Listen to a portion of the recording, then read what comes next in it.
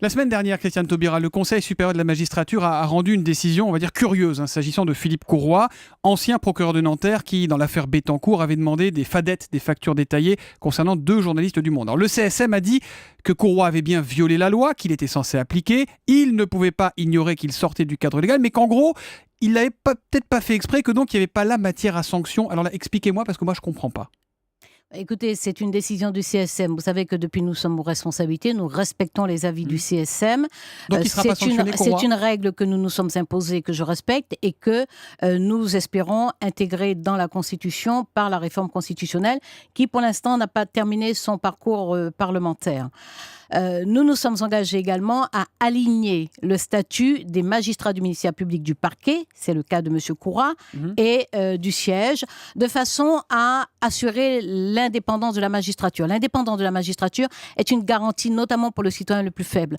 Les puissants peuvent toujours s'arranger d'un système judiciaire, même s'il fonctionne mal. Là, on a un petit peu l'impression d'une décision de caste sur Philippe Courroy. On se dit pourquoi il n'est pas sanctionné ? Ils disent qu'il y a une faute et il n'est pas sanctionné. Il y a incontestablement un hiatus entre l'analyse que fait le CSM de la faute d'une part et la décision que le CSM prend de ne pas sanctionner, de ne pas prononcer de mesures disciplinaires. Vous n'irez pas à l'encontre de l'avis du Conseil supérieur de la magistrature ? Je n'irai pas à l'encontre de cet avis en vous rappelant que dès juillet 2012, j'ai pris la décision de muter monsieur le procureur Courroy dans l'intérêt du service, que j'ai soumis cette décision au Conseil supérieur de la magistrature, qu'il a validé le 31 juillet. Donc pour vous, la sanction, elle est là. Monsieur Courroy, c'est-à-dire que je constate que la décision du Conseil supérieur de la magistrature aurait eu pour conséquence de maintenir monsieur Courroy au parquet de Nanterre.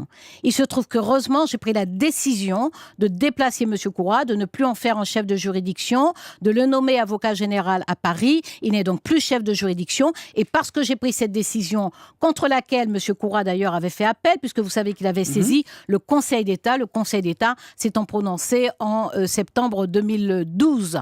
Donc, heureusement que j'avais pris cette décision en juillet 2012.